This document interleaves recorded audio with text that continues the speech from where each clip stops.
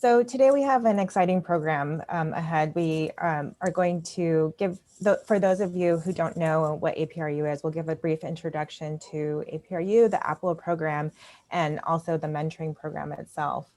And then we'll spend some time in breakout groups for all of us to have a space to get to know each other, to discuss some of the issues that we're facing in terms of addressing the gender gap in higher education. And then finally provide some time for the participants themselves to see what's coming ahead throughout the year and to ask questions. So first, I'd like for everyone to just look at your screen and smile because we're gonna have a little bit of a group shot. So 1, 2, 3, smile. Can we take this slide off so we have everybody on the screen? Yes, just 1 second. Okay. Great. All right. Okay, go ahead and smile again. And then one more time. Okay, great. You may have to do 2 screens, right? Yes, exactly. We have 2 screens. Right, you've done both. Great, perfect. Okay, so let's just go ahead and get started here with the presentation. So for those of you who don't know, APRU is a network of leading research universities that span across the Asia Pacific Rim. So these include universities from the Americas, Latin America, Australasia, and Asia, of course. And we believe that not one of us in terms of our institutions can tackle these humongous issues that we face and these challenges that we face in the Asia Pacific, such as climate change or the gender gap. And so, but we think that together we can pull our resources together and harness our collective research capacities to make a significant difference. And so we have a variety of programs that are dedicated to helping us think through that as institutions. And so we have a group of programs that are where we convene the presidents of the research universities and provosts and VPs for research and our senior international leaders, where we provide a platform for each of these leaders to think about and think deeply about the challenges that they're facing within their institutions and how to solve them. We also work with undergraduate student leaders. We have a new program called the Virtual Student Exchange Program that provides, while COVID is happening and while the travel restrictions are in place, a place for them to engage in international exchange, not only in the academic sense, but also culturally. And then we also have a portion of our programs that are dedicated to solving Asia Pacific challenges. And these are Asia Pacific Women in Leadership. We have a program dedicated to the digital economy and emerging technologies, global health, which is a big issue this year, multi-hazards, the Pacific Ocean, population aging, sustainable cities and landscapes, and sustainable waste management. And all of these are really relevant to what's happening in the Asia Pacific itself. And then we also bring in and work with external partners such as the United Nations, the ADB, DD, for example, and Google to help us to advance our impact beyond the institutions themselves. And so now I'll turn it over to Sabrina to talk about the APWiL program. Okay, well, so thanks very much, Jackie. So APWiL stands for Asia Pacific Women in Leadership. Sometimes we're all inundated with acronyms. And this was launched about 7 years ago, 2013. And the objective, of course, is to advance the participation of women in academia and research, and of course, and through that, enhance the institutional competitiveness of our member universities. And to do that, we also want to contribute to policy development in bridging the gender gap in higher ed. Next slide. Can I have the next slide? Okay, great.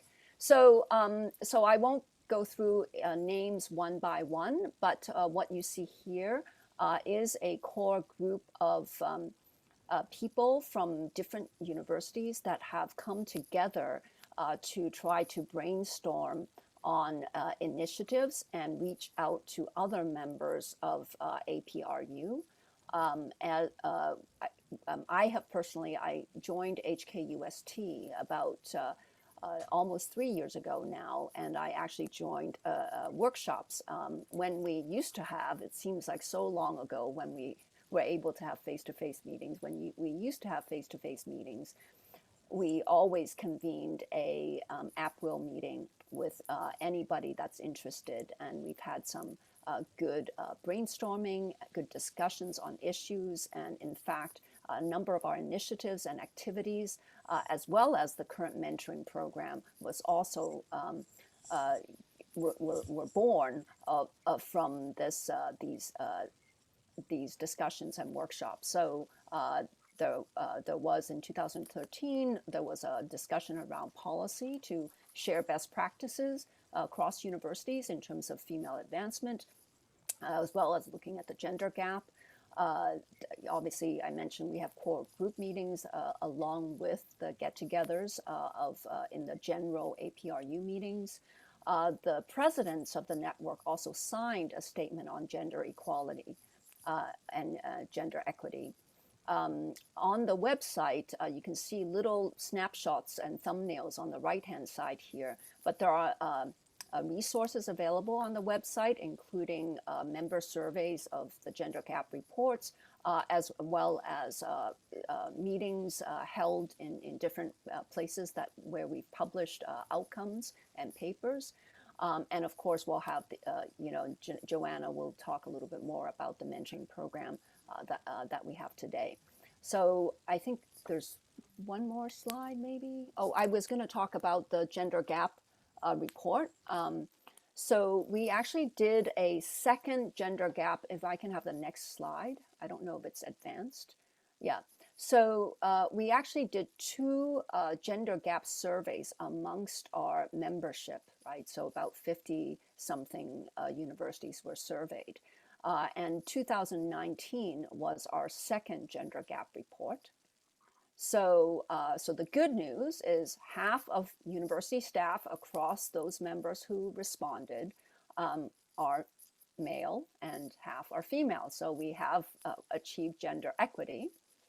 However, if you look at the second bullet, 4 out of 5 senior leaders, though, of our universities are male, right? So we have some room for improvement there.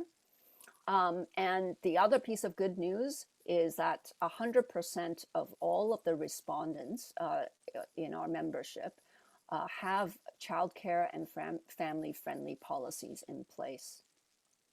And then one last note is 1 in 3 university professors are female, again, amongst those that responded to the survey. So that's 2019. If we move back in time to 2013, when the group was first formed, followed by if I can have the next slide, followed by the policy roundtable, unfortunately, there hasn't been significant change in the results. We still have approximately the same percentage of men being in leadership positions, and females in executive positions decreased by a little bit, but it was not significant. So basically, there's been no change, despite that our presidents have signed a commitment letter, despite the fact that we all have family-friendly policies and so forth, but there's not really been significant change in this whole 6-year period, right? And so because of this result, almost all of the member respondents indicated that they really wanted an initiative within APRU so we can actually do something, not just publish something, right, in leadership development and work-life balance. And this was actually how this whole mentoring idea came about. So I'm going to now turn it over to Joanna to talk about the mentoring initiative. Great, thank you so much, Sabrina. So some of you who have been members of the APRU and involved with the Women in Leadership program, you might recall that we did a survey to find out what is really the most important, what would you like to work on and engage. And the mentoring program, the professional development, came really as something that we should be addressing in a certain way to, as you see, grow this pipeline. Grow the pipeline so there could be more women in the leadership position across the APRU membership. So what we intend to do is, yes, to develop that pipeline, but also think about identifying, developing professional opportunities for growth, for skills development among our member institutions, and increase awareness of challenges that women face across the region, because those challenges are not, I'm a geographer by training, so they are not place specific. They are much more globally, it's a common global challenge for all of us. We wanted to think about successful strategies that our colleagues are using, the best practices, the things that we can learn from each other. And we want to also connect and build a network, build a cohort, build a support group, a group that will really allow us to engage in the global conversation, but also emphasize this intercultural dimension of women leadership. I think this is something very important, and we thought about it quite a bit. How do we do this, given that so many of us are coming from different locations, different cultures, we're embedded in the different daily practices. And maybe the most important, although listed at the last, we have to recognize the issue of diversity. Racism is pandemic across the world. We need to engage in the conversations, in support of each other, in recognition of similarities, but also of differences, and think about the strategies that we can actually use to achieve social justice that clearly is right now not exactly where we would like to be. If I can have a next slide, please. The mentoring programs involve Sabrina and myself, also Chelsea House, who is, and if Chelsea can wave her hands to identify herself, and of course APRU Secretariat. But one of the very important partner for us is actually Renata Garrison too, who is our Vice Chancellor for Diversity, Equity, and Inclusion at UC Davis. And Renata, I know, is somewhere. So if she is somewhere there, please wave your hand. Because we want to have a conversation around the social justice. And you will have opportunity actually to engage because Vice Chancellor Tu has agreed to do a workshop for all of us mentors and mentees. So we truly appreciate the office's involvement. If I could have a next slide. Here we are introducing and acknowledging our participating universities. This is a terrific group from different parts of the Asia Pacific. And we are thrilled to have actually such a wide range of participants in this pilot program. And on the next slide, if I can have it, there is a list of both mentors and mentees. And it was so amazing to read all these different CVs and statements. It was just such a pleasure. So I am thrilled because this is truly a powerhouse of both mentors and mentees with plenty of accomplishments, interests, diverse experiences, and coming from such a wide range of institutions around the Pacific Rim. And if I could have a next slide, now we're going to the most exciting part. So we're going to do the breakout sessions. As you see, the breakout rooms have assigned topics, and participants have been pre-assigned to serve in one of these breakout groups. So we will ask participants to take actually maybe now a photo and a screenshot of this slide, but we're also going to put it in the chat. So you don't forget as you're moving to the breakout rooms in which room you are. Once you get to the room, you will be asked to do a few things. First of all, to introduce yourself and name, position, institutional affiliation, and so on. And then each group will address two themes. The first theme, building a strong supportive network of women leaders, will be addressed by all groups. So this will be a common platform. And then depending on which room you are, you will be picking, you are assigned one of the themes that it's listed. We also ask you in your groups to please appoint one person who report back to the larger group. And when we come back, each group will have 3 minutes to report back. So we will give you a little warning, 5 minutes that it's almost time, and then 1 minute, and then you'll be moving back from the breakup sessions to the all common rooms.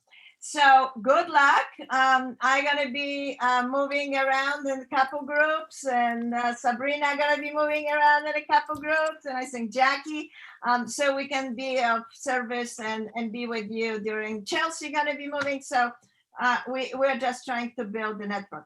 Okay, so good luck. And now I think Anya is moving you to the breakup rooms, and we will soon see you soon there. I'm going to go ahead and call out each of the breakout rooms one by number. So each of you will have 3 minutes to report back. We're going to time you, and I'll raise my hand. So pay attention to me when your time is up. Okay, breakout group 1, would you like to go ahead? So so hi everyone, I'm Durley from the University of Melbourne. So they have elected me, well, not elected, but I actually volunteered myself to report on our group. So so we have discussed, and first we introduced ourselves, and I think one of the things that we discussed first point was what were the concerns that we have in terms of women leadership.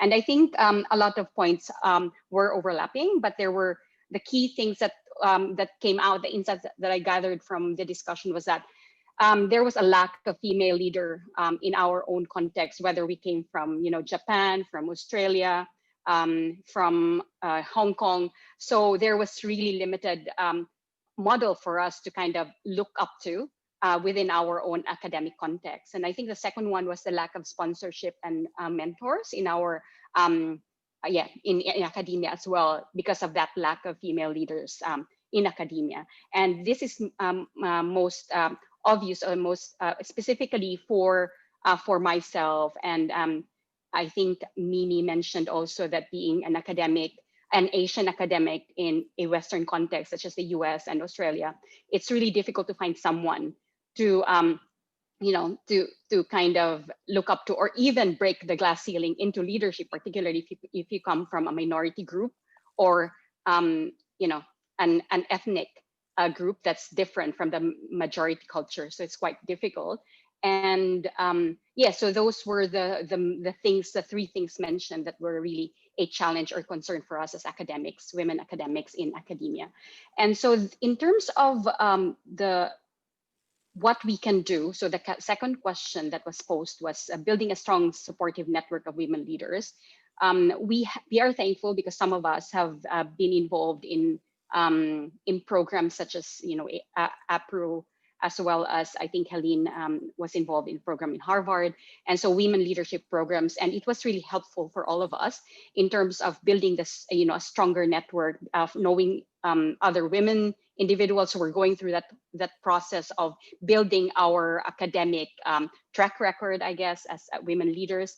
So it was really helpful. And however, there were also challenges while those programs were helpful. One of the challenges that Helene mentioned was that it was really theory rich, wherein you understand how theory works. However, when you actually apply it in the local context, so for instance, back in Hong Kong, it was really too difficult because of it had its challenges because of the way organizational, cultural, academic context work, which was quite different from Harvard, for instance, right? So I think that was kind of the translation of those theories have been challenging. And what else? And so one of the things that were useful was having platforms that brought connections to each of us. So through building up of people we know, and then we build trust with each other. And so it was really helpful to just maybe compare notes and discuss. And I think one thing that was mentioned that I really like was having someone to listen to your challenges. So it's as mentioned, it's not as if we don't know the solutions already or what the problems are. It's that having someone to actually listen to those challenges that you are going through is what is helpful with these networks. Thank And you, Darlene. yeah, Thank you so much. that's about it. Okay, we're gonna sorry. No we're gonna worries. go ahead and Thanks, move Jackie. to group 2. Thank you for your comments. Thanks, Jackie. I'm Miriam Lamb. I was voluntold by our group to be the reporter. My group was Sarabi Chopra, Noor Ismawati, Jafar, Sarah Paget, Kajersgard, I'm sorry if I'm butchering the pronunciation, Cindy Fan, and myself. And for strong supportive networks, we talked about the need for actual, in terms of mentorship, not only mentorship, but encouragement, advocacy, sponsorship, nominating one another, right? Other women, patronage, getting people into that next space that hasn't been opened up, right? Sarabi mentioned this millennial notion of shine theory, which I tend to call citational practice, right? Make sure we're shouting out other women, using that form of sisterhood to triumph over the competition often women at upper levels feel with one another due to scarcity of women in leadership positions. And then overcoming the questioning of our own abilities or overcoming others' questioning of our abilities and such is needed for strong supportive networks. And then our assignment was leadership skills and styles. And as you know, that's loaded with all kinds of unconscious implicit bias in what kinds of style we should fashion, not to be overly ambitious, not to be overly braggadocious and such, but so women have to be nudged. The assumption that women have to be nudged sometimes, but often the nudging is because there aren't already accessible access points to those spaces and networks. We talked about how the need to know how to frame your own self-advocacy, right? That you don't want to dangerously overcompensate, right? And not be less consultative because you're trying to assert your own authority, making sure you bring everyone in with you and really authenticating that whole team, consensus building, right? And then the ability to guide and nurture the next generation so that there's legacy planning and pipeline building. Great, that's perfect. Perfect timing. So let's go to group 3, please. Hi, it's me, Chris Dunkelschetter from UCLA. I was the only one who was willing to do this. I cannot figure out how you talked about so much in what felt like no time at all. But anyway, our group was intercultural awareness. We started by noting in one person's experience that the culture for women leaders was very different in a company than in a university, and also different in Denmark than in Japan. In one, there were more women leaders, and the other, there were fewer. And in one, women and perhaps men speak more freely about their feelings, whereas in the other, in Japan, feelings are censored more. I'm using the words of that individual. Then we talked about the importance of intercultural awareness, that it's important to have exposure to people of other cultures and countries, to become familiar with them, that it's important to be with others in rooms like we're doing tonight, And that's true broadly, but it's really true for women being supportive of one another in leadership. So I think where we ended up, my take was that there are both cultural differences and similarities in the issues that women face in leadership. I was talking a little bit about across the United States, there's a lot of variability between universities that are not doing very well in promoting women in leadership and universities that are trying, but still not doing well enough, which would be what I would call my setting. I hope Cindy agrees. We have great successes, but also I relayed a story of a senior woman leader who works primarily with men in a science field, who is constantly interrupted by them in virtually every meeting when she runs the place. And I think that there were a lot of nods on the screen when I said that. But then we ran out of time and I have no other wonderful things to report because we could have talked an hour, as I'm sure you could have. So I'm sorry, that's as far as we got. That sounds like plenty and a very good start to the conversation. I think we're on group 4. Hi, I'm Shali Fan from the Chinese University of Hong Kong. I am representing group 4 in sharing our discussion. In our group, we had representatives from Sydney, Hong Kong University of Science and Technology, UC Davis, and Osaka University. We started by talking about venting. We started venting and talking about what the issues were, that, oftentimes in research, women, their ideas are taken secondary. We talked about preconceptions within our own institution, our culture, and in our society that prohibits women from advancing to leadership roles. We looked at the main question, which was building strong, supportive network. We talked about sharing stories, the importance of telling, sharing successful stories, as well as those that are not successful, both of which are as important for us to learn from. We talked about, we talked about research and helping women within research and having women-only research workshops, and that would allow the academics within the workshop to look through problems within a female lens. We talked about the importance of having a strong advocate or advocates, because we can talk all we want, but we need somebody to speak out for us and with a strong voice. Our question was to look at pathways. Let me read this. Pathways for gaining experience and securing leadership positions. The first thing that we talked about was a shadowing program, similar to what we have here, but for both research as well as for university governance.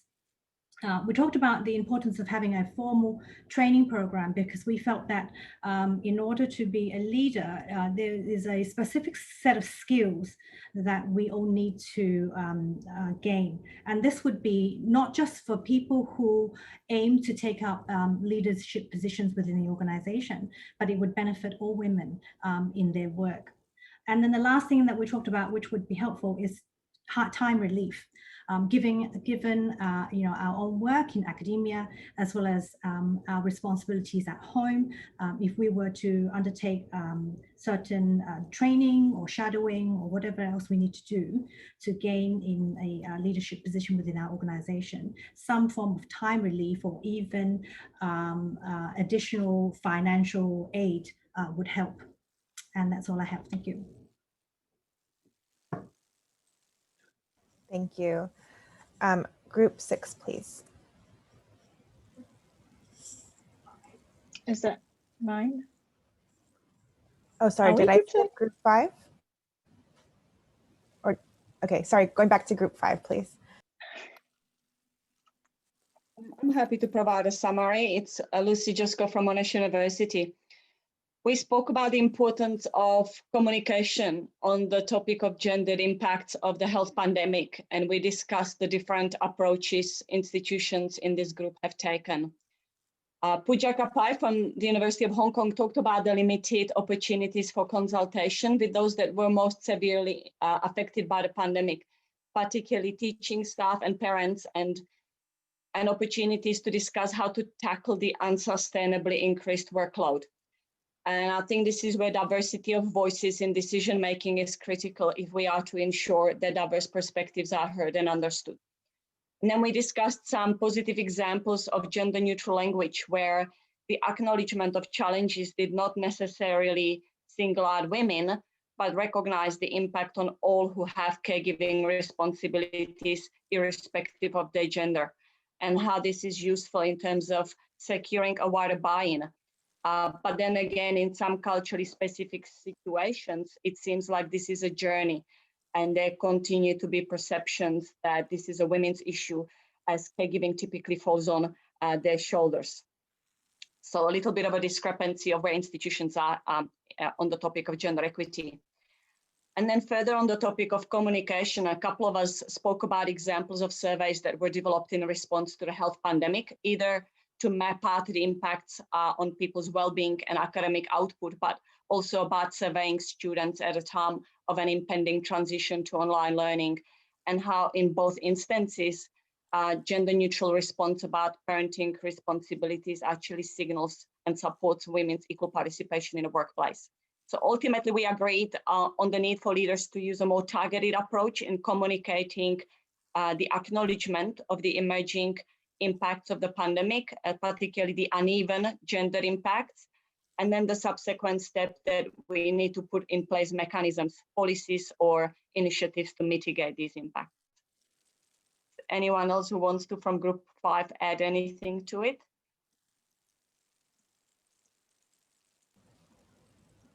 Okay, great. Thank you very much, Lucy.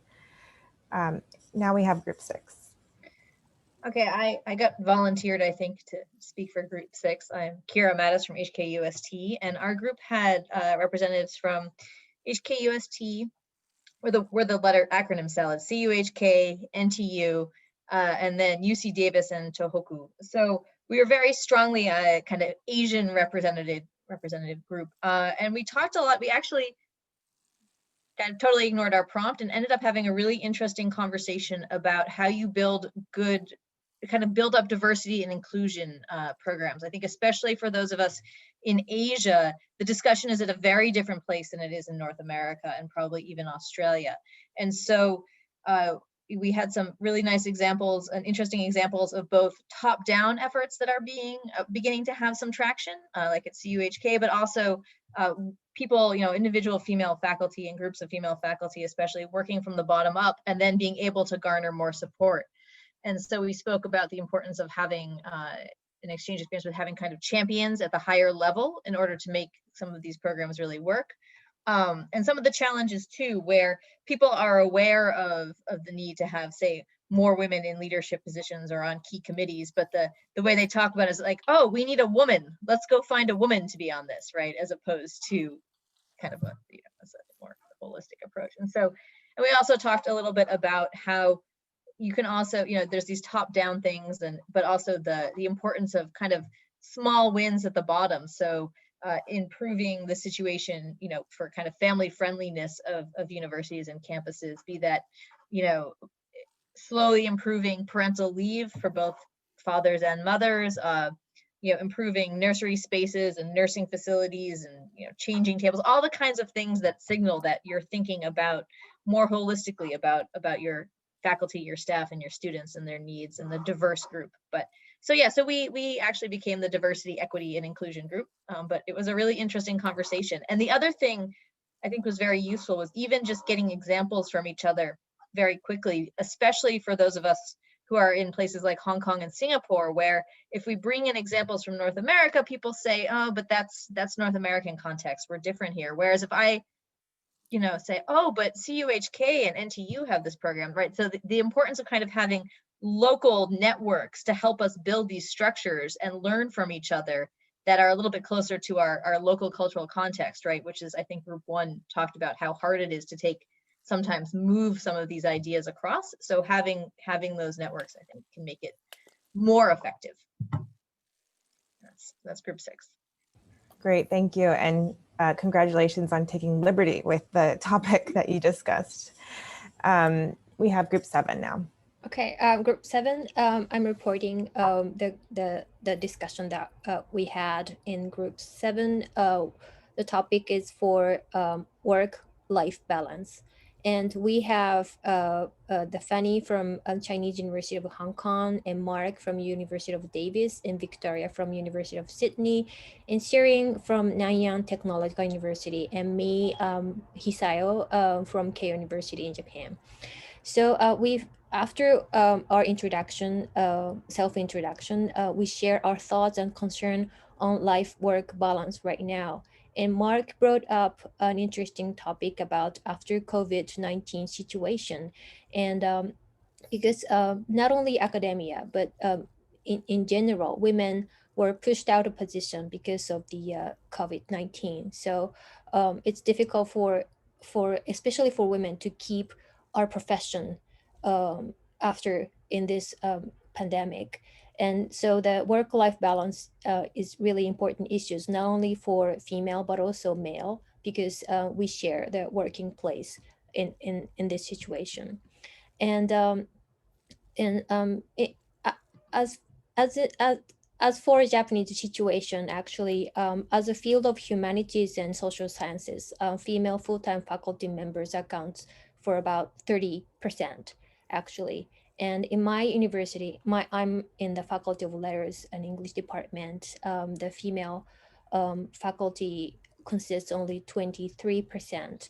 So that means we don't have enough role models in the working place. So it's difficult for female faculties to see how we can keep our work-life balance in our occupation. So Fanny, she is the first female vice president of Chinese University of Hong Kong. So she explained a little bit about her situation and her research.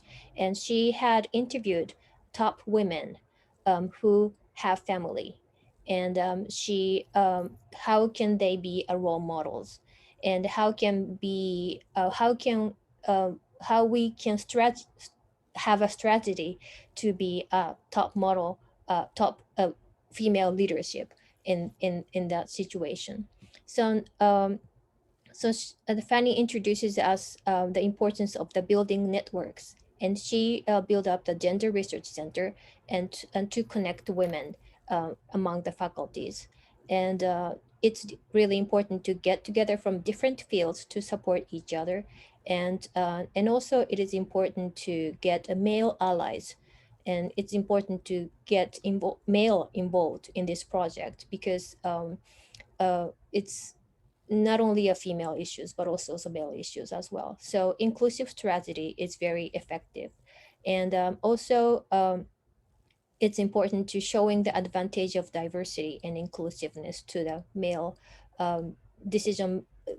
male faculties who are in the position of decision making, because anyway, it is important to breaking the ice. The first person, we need a first female to get into that the field which is occupied by the male faculties. So it's important to get involved with male faculties as well, and to show them how important, how significant the diversities and inclusiveness are. And also Fanny introduces us the women faculty meeting and regularly, and to share the information and to share the good practices among the faculties. And yeah, and that the faculty meeting is more like a mentoring program, and to share the younger faculties how they, how their life work and balances are. Okay. Thank you. Thank you That's very it. much. Yes. Mhm. And I think this is our final group, group 8.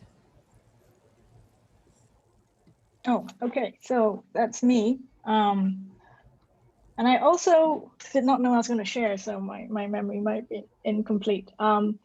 We are talking about how to advocate for those who are especially in a disadvantaged group. And so I think a summary of our discussion would be that even though this organization focuses a lot on women, our male representative in our group also highlighted that there has been a shift where among students, where actually the male students are not doing as well in general. And there are actually fewer male students compared to female students in the student cohort. So, another one of us brought up that sometimes when we're looking for what to advocate for, we are quite egocentric in our approach. So we're basically looking from our own lenses as what to identify injustices or identify remedies. And I think the general idea is urging us to look beyond that, and so that we can actually look at other groups and not then only look at who's affected, how am I affected or how my friends affected. I think there are other marginalized groups that may not even be on our radar. And also highlighting that there are cultural differences. So what we think we can advocate for may actually be limited by legislation or just strong social norms. So we can't always bring up certain issues to advocate for certain groups. So I work in Singapore, so especially in Singapore, race, sexual identity, religion, all these are quite sensitive issues that can't be touched. And so they only, maybe that limits what we can advocate for and whom we can advocate for. Thank you very much. I think I was a part of that group, and I think that's a very good summary. I know that you weren't assigned originally. So I think, just to highlight that all of these topics were gleaned from the applications that you submitted. These are topics that you wanted to talk about. And so I think we're going to use this information moving forward to help inform what our discussions might focus on, what kind of themes that might bubble up. I don't know, Joanna and Sabrina, if you want to say something here to wrap up the breakout session. Hey, so yeah, so this has been really great. I certainly have learned a lot, and also some of the comments were reinforcing what I have also observed.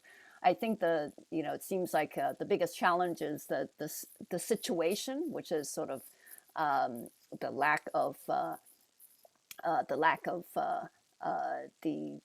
role models, the lack of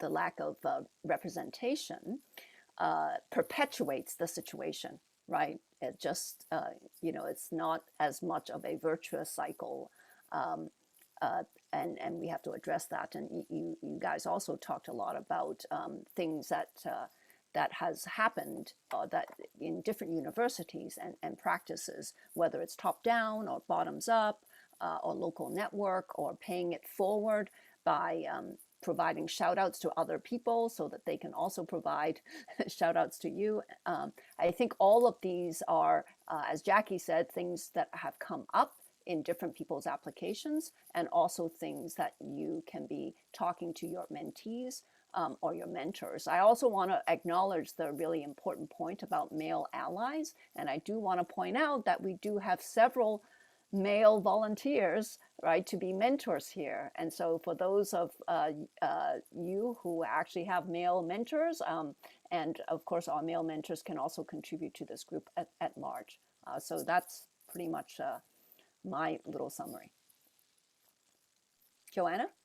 I can just add a couple things that struck me. One, I think the very, in many ways, cultural differences and yet similarities of the generic challenges. So these challenges gonna find different solutions depending on the cultural context, depending on the institutional context, and yet there is a tremendous commonality in what different groups were identifying. And the other thing is call for action. I was struck how many times when you were reporting, people want action, people want to do something. So it is not just, as somebody said, a lot of theories, but actually practice. How are we going to implement change? What are we going to do to design the new change? What are we going to do to change the practices that are taking place in our institutions or in our cultural context? And I think this is actually something that each of us can do. So we do have a control over some small things, and the small things build big things. So that's sort of a positive for me, that actually each of us individually can do a lot. As long as we begin to see what is happening around us and we're standing up for ourselves and for others, it's going to build up. I'm going to stop now because we have some other exciting things. So I think Chelsea gonna now speak and share with us, right? Yeah, I'm really happy to introduce Chelsea Hawes from UC Davis. She's the APWiL Mentoring Program Coordinator and a very important person to know. So Chelsea, go ahead and take it over. I'll share my screen. Thank you, Jackie, and thank you, Joanna, and thank you to everyone for your great discussions. I know that was a really short period of time to be talking about that, and hopefully that's just the beginning of the conversations. I wanted to take some time to talk a little bit more specifically about the program and next steps, what to look for as we move ahead. So here you'll see our timeline. As those who are participating in the program know, we did announce the mentor and mentee pairs on October 16th, and this orientation is our official kickoff. So again, really happy to have you all. Upcoming, we do have a few workshops planned for November. Is actually an optional workshop on women researchers and COVID-19, which seems to be a theme in some of the rooms that I was in. And so this will be really interesting potentially for a lot of you. Stay tuned for more information and announcements to be coming. This is actually a public workshop, not something specifically through the mentoring program, but we thought it paralleled really well to what things have been happening and identified in the nominations. We also will have a workshop on leadership through an equity lens in February, and then a fireside chat with women presidents and provosts, hopefully in May. The program will end in September 2021, which feels a long way away, but also right around the corner. And so we're hoping that will be in person possibly, but we'll see what will happen. And then throughout, we'll have a number of checkpoints just to see how progress is going, and mentors and mentees will be identifying goals. So we'll want to make sure that we're checking in with those throughout. So looking ahead, this is just some things to think through and keep in mind as you're starting out in your mentor-mentee pair. Some of you may have already had your initial meeting, but if you haven't yet, you'll definitely want to set that up. And you'll want to focus on areas and topics that you'll explore over the course of the program. When you were sent your email with the information for who your match was, it also included a number of attachments, and one of them was the mentoring pre-assessment and initial agreement. And so in that, you'll identify the goals, and that will be a working document to check back in to see how we're progressing. As I mentioned, we have the workshop coming up in November, and then the other important thing is that we have started a resource library where we have provided all of the orientation materials, but also started adding different articles and videos and things that will be potentially relevant to the goals that you're setting, but also things that are specific to how to develop a mentoring relationship. The idea with this is that it's not just content coming from us, but it's things that as you find them that you can add as well, so that you can share with the other participants in the program, because we think that if you find it helpful, that a number of other people will probably find that useful as well. Next slide, please. Again, for that initial meeting, if you haven't had it already, you'll want to focus on a couple things. Definitely become acquainted with each other. You'll want to verbalize your vision and your purpose for the partnership, and then develop that mentoring agreement.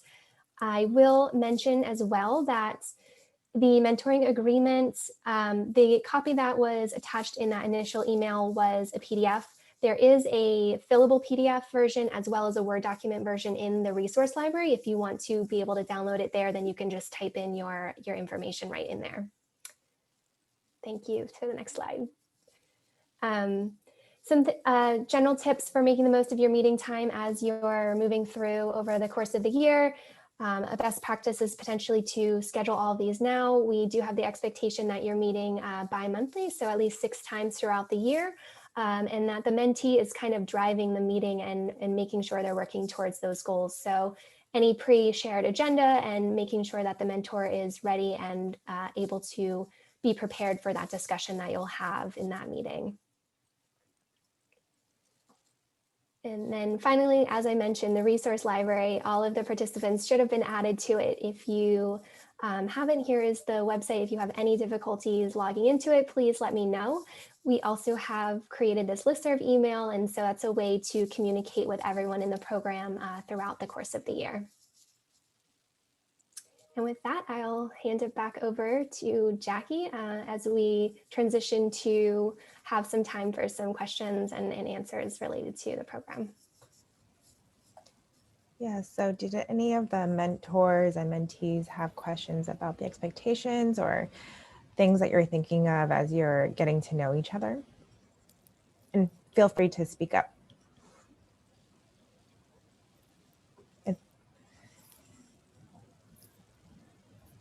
Has anyone met previous to today? Cindy? A few others, Jessica, Kira? Yes, thank you, Louise. Good, that's really good to see. I Any don't know. observations to share from your meetings for those who have met?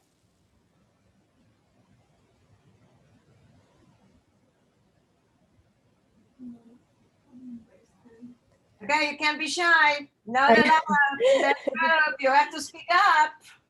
So I just met with Surabhi Chopra of Chinese University of Hong Kong, and she's a wonderful person and she's a wonderful scholar. And I concluded our meeting by saying to her that mentor and mentee are just labels. And I look forward to learning from her as much as she learned from me. And I really look forward to our 6 meetings, if not more, throughout the year. Thanks, Cindy. Sorry, Yvonne here. So I got a chance to meet up with Jessica, and it was a short meeting, but we really got engaged. And as Cindy was saying, you know, she herself is a well-established researcher, academician with various awards. And as Cindy was saying, I was telling her that, you know, we'll end up learning from each other. It's no just one-way traffic, but it's really a journey of sharing our experiences and learning the ups and downs, and to you know, sort of be really in tune in the different phases of our lives, and to be able to support each other as we journey through this. So really looking forward to this, and I'm really glad, Joanna and Sabrina, thank you so much for initiating this. And it's Joanna, your voice is really a source of really motivation and enthusiasm. Keep it up. And thanks, Sabrina. Thanks, Sabrina. Thank you so much. Chelsea and Jackie as well. Thank you, Yvonne. It's very hopeful to hear all that and your feedback. Has anyone made any plans to meet or have any set activities that they want to focus on in the coming meetings or topics?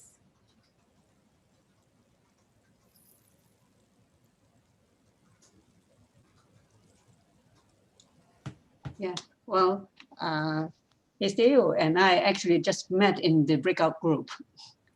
But we, you know, before that we're scheduling to meet online next week.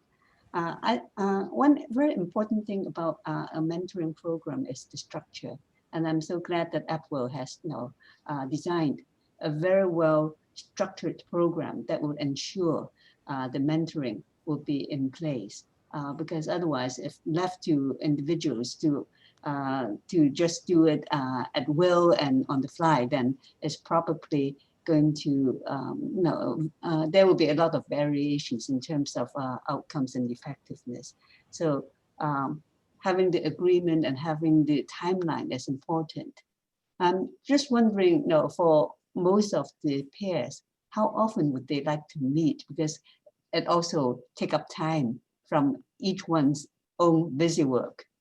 So what would be an optimal interval for meetings? for most of the mentees at least.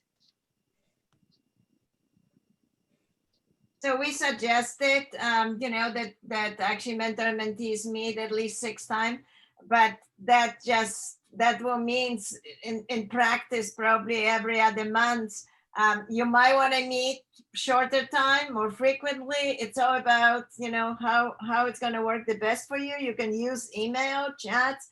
I mean, there are numbers of different ways to connect because we know that everybody is so busy, over Zoomed, far more than we want to be on those Zooms, but here we are.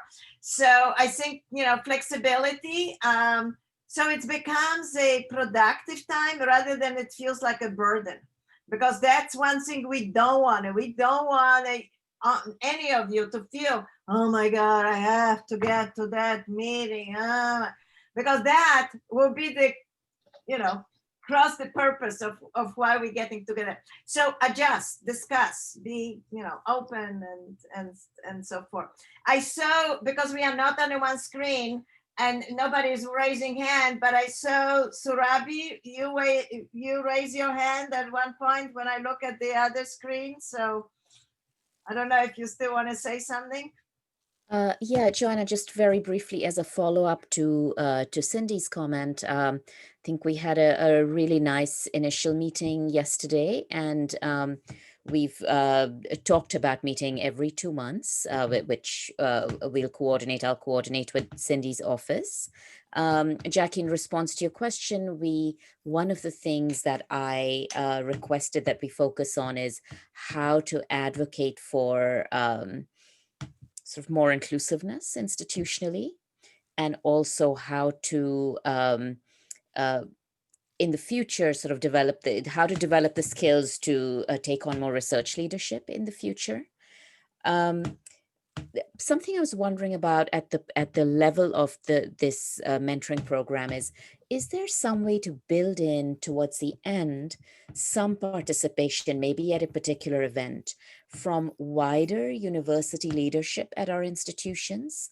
So let's say, I'm using sort of CUHK terminology here. Some of our pro-vice chancellors or our provost being invited to an event where some of the findings or what we've learned through the program can be shared, just in terms of building a wider constituency and greater awareness, because I think that might help those of us within our individual institutions later to be able to refer to the program or talk about some of the findings and have some recognition from senior people within our institutions about what it is. Of course, there's I'm fortunate at CUHK because sort of Fanny's a part of this, as are other senior women, and so there will be awareness about it. But I'm thinking for the program as a whole, it might be nice to have an event like that.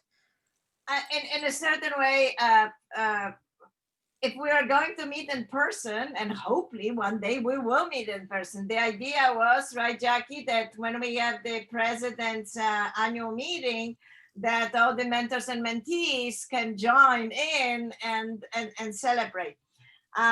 Who knows what's going to happen in a year, right? I mean, that's reality. But something that came to my mind is when you were talking, Surabi, what about if, Jackie, and actually this is a question too, what about if we write an official letter to the presidents listing the participants, mentors and mentees, because they are peers from the universities, and that way emphasizing, amplifying the importance of the program and letting the leadership know that you are participating and you're spending time, you're investing in it. So that this is acknowledged. It's just, an idea, but if you have any other ideas, how we can do this to celebrate the participation and acknowledge your time and effort, that would be great.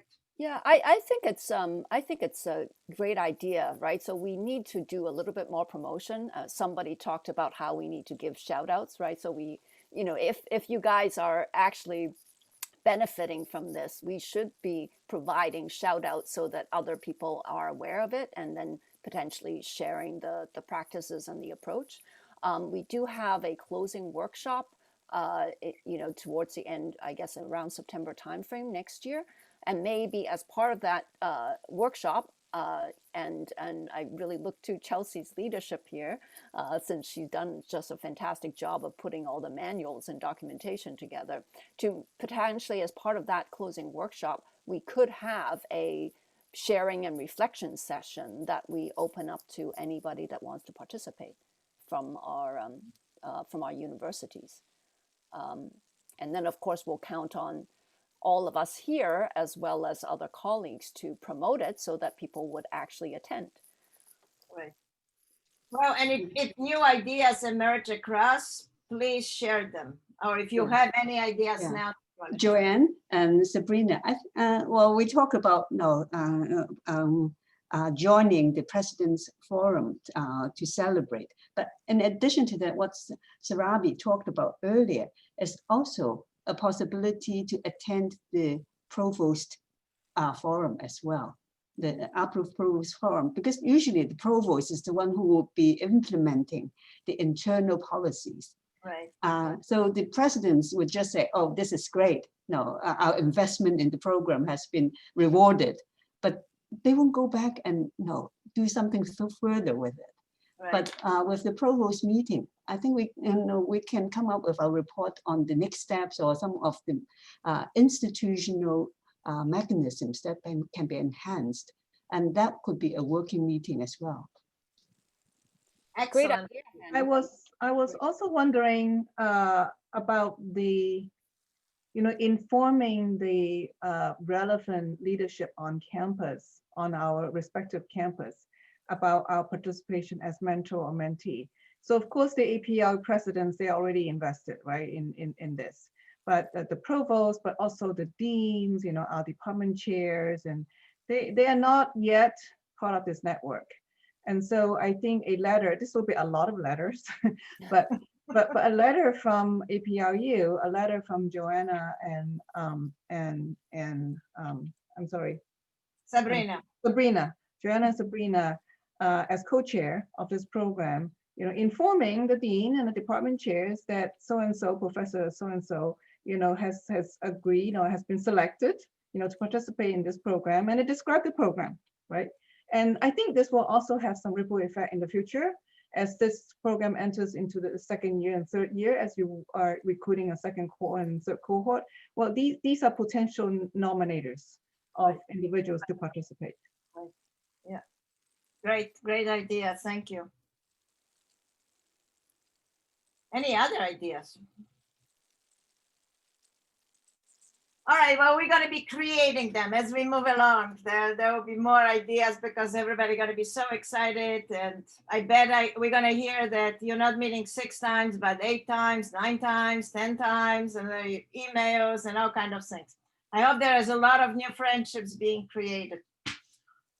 I just want to acknowledge there was a question in the chat, and it was from Sarah Paget Kiersgaard, and I apologize if that's not accurate, but it would be great to have ongoing communication awareness via socials, i.e. Twitter, via the APRU account. Jackie, is this possible?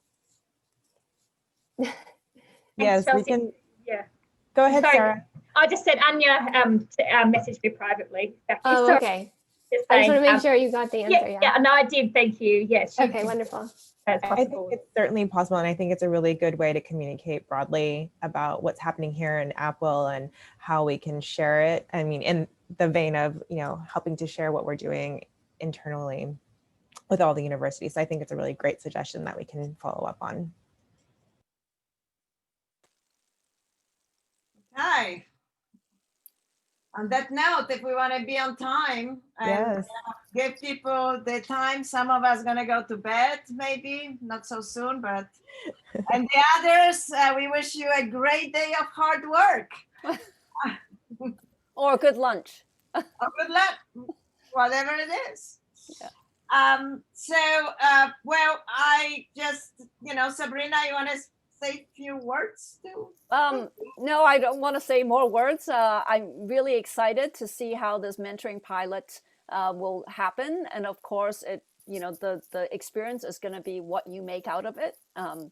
And we are all here to support and keep those suggestions coming. On that note, I learned so much. I took so many notes, pages of notes, because it was so interesting, and it's always so refreshing to hear from others about their practices. So I think on that note, unless Jackie has the last word, as always, Jackie has the last word. I do. And actually, I want to recognize that some people were not able to be here for the group photo.